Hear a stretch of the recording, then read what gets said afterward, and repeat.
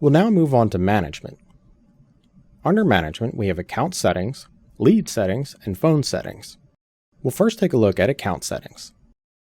We have Agency Numbers, Agency Settings, Groups, Lead Sources, Locations, Roles and Permissions, Users, and User Statuses. The first option is Agency Numbers. Here you'll see any phone numbers associated with your agency. Along the right, you'll see if it has SMS enabled. Clicking on a number will show you who is assigned to that phone number. Next is Agency Settings. Here you can make some adjustments that will affect the entire agency. Under Edit Account Details, you can set web leads to web lead round robin, disable the inter-office chat, hide call stats, enable weekends, and disable outbound texting. Along the bottom, you can see your opt-in text and make adjustments if needed. To the right of that, you'll see some adjustments for miscellaneous settings, including agency administrators being emailed after an invitation is sent and not accepted for users. There's also a notification that can be adjusted for users not signing in, and the time that daily reports are sent out. Next, we have Groups. Groups are a way to organize your office users. You can edit the name for this group in the upper right, and you can make adjustments for assigned and can view only, or neither.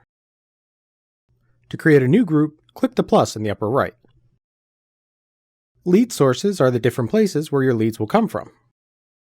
You can add a new lead source in the upper right by clicking the plus. Locations is a location of your office, or offices if you have more than one. You can create a new location in the upper right. Roles and Permissions is where you can make adjustments to how administrators and users access Quantum. The administrator role obviously has access to everything within Quantum, but you can create your own user roles with specific permissions. This role I created is for a front desk person. The only thing I wanted them to have access to was related to phones. If I want to assign somebody to this role, I can click Edit, go to Users with or without roles, select one or multiple people, and then click Save. If I'd like to give a user more permissions, I'll click Edit, and I can expand the category to give them specific permissions, or I can just select the entire category to add all permissions. Users will show all users within your office. On the right side, you can delete a user, change their user password, reassign the user, or change the user type. Clicking on a user will show you more information, including their roles, groups, and any permissions they have. You can create a new user by clicking the plus in the upper right. User Statuses is related to the User Status option on the switchboard. When I select anything other than Available, it will set the user to Do Not Disturb. That can be changed here if you want. For Break, I can change it to Available. I can also make adjustments to the status color. You can add new statuses in the upper right and delete old ones using the trash can icon. Under Lead Settings, we'll go to Automations. Automations are items that, when triggered, activate another sequence within Quantum. Here I have an automation that, when completed with sale, sends a review link. If I click on it, we'll get a bit more information. It's triggered when a plan is completed, with sale, any plan template, the premium and the number of items are not considered, and we've selected No for postpone execution.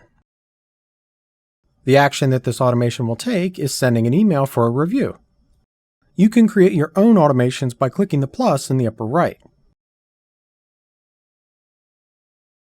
Block lists will show any emails or phone numbers that we have blocked. You can block in just specific directions like inbound or outbound, and you can block calls, SMS, or email. Here I have a spam caller, so I just block their number inbound.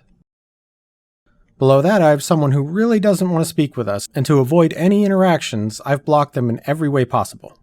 You can add your own blocks by clicking the plus in the upper right. Custom fields are fields that you'll see on your prospect. We have a custom field group called Additional Prospect Info, and we've added some fields that will show up under that group, including driver name, occupation, and much more. You can create your own custom field group in the upper right. Once you've created the group, you'll need to add fields to it. The field type is where you'll select how the information is presented. Text area and text fields, you type in information. Or you can have a yes or no option. We're going to select drop down for this one.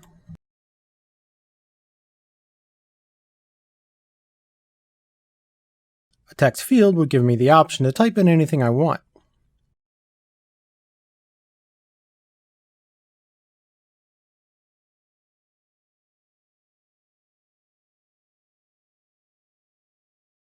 We'll see under our prospect, our new custom field group, and if we click edit, we can fill in the information. There's lots of creative ways to use custom fields, so you'll just need to explore it a bit. Custom signatures is where you can store signatures that you use when sending messages with customers. This is my default signature, which I can edit in the upper right. I can create a new signature by clicking the plus in the upper right. Also, I can switch between simple and advanced editing mode. Dispositions are selected when completing a call through the dialer. The default dispositions are none, bad lead, do not call, not interested, and new sale. You can edit whether these dispositions put a caller on do not call list also. And as always, you can create your own dispositions by clicking the plus in the upper right. Email is where you can customize the look of the emails you send to prospects. Mine's currently set to custom, and you can see I have a pretty basic setup. There are some default options you can use though, including being able to add an image for your logo. Integrations is where you'll see the triggers that interact with other services. Currently I have an integration set up with Zapier for when I complete a plan with sale. Below you'll see the triggers you can pick from.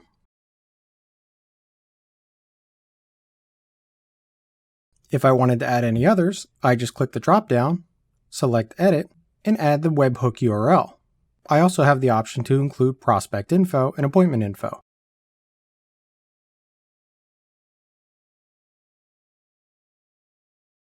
You'll also want to be sure to assign users to your integration. To add a new one, click the plus in the upper right. Plans are one of the most important parts of using Quantum. You can use default plans or create your own. Clicking on one of our default plans, we can see more information about it, including that it's a sales plan, when we would use this plan, and the items used within the plan. This is just a sample, but as we can see, this one is set to call on the first day, and also on the first day it will send out an email at 4 p.m. This plan seems like it could use a few more items though to ensure that you get a sale. You can click Create Plan Item along the top. I'll select text, enter a subject although it's just for internal use, and then type out my message. Along the bottom I'll select the timing of when they receive this text. I'm going to make it 10 days from when the plan starts. That way there's been some time in between the first contact where I would have had time to complete the sale. This item has now been added to this plan. On the right you'll see agents that are assigned to this plan, meaning that they can use it. If this plan is very similar to another plan you'd like to create, then click Copy Plan Template. A new one will be created that you can edit and it won't affect this one. Community-wide plans will show any shared community plans across all Quantum agencies. Postpone plans will allow you to go in and manually postpone individual or bulk plans. This may be useful for when you know a user is going to be unavailable for a period of time.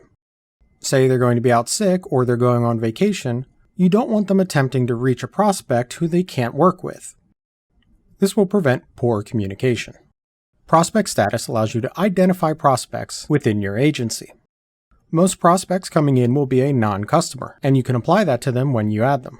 When you complete a plan, you'll have the option if you want to make them a customer. This helps keep them organized, and you can see the difference between prospect and customer on the left.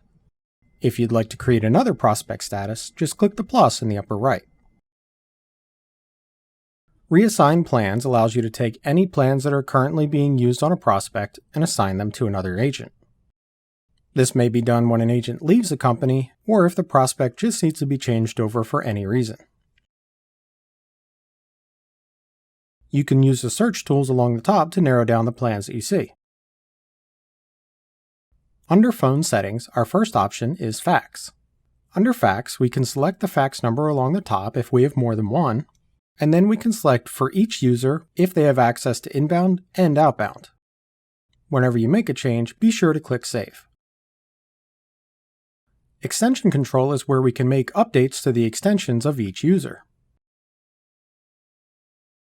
Here I can update the name, which caller ID is used when making outbound calls from that extension, their voicemail email, their voicemail password, if I'd like to attach a voicemail recording to their email, enable or disable call waiting, and enable or disable call recording. Parking lots are used as an indirect way of transferring calls. Most offices will just use the 9,000 parking lot, but if you have more than one location, you may use more. Here we can decide if we want to revoke access to the parking lot to anybody in the office. Queues is where we can set up and design queues. We currently have nobody in this office's queue, so in the upper right we'll click the plus button. We'll decide who we'd like to add to it, whether they're dynamically assigned or not, if they have any penalty, meaning they'd only ring if others with a lower penalty number weren't available, and whether they're paused or not in that queue. Ring groups are much like queues. Ring groups are for groups of users who will ring depending on which number is called. If we click the Edit button, we can see some more information. This is our main Florida ring group. We can see the extensions in this ring group, that it's set to ring all, it'll ring for 20 seconds, and if no answer, it'll go to voicemail.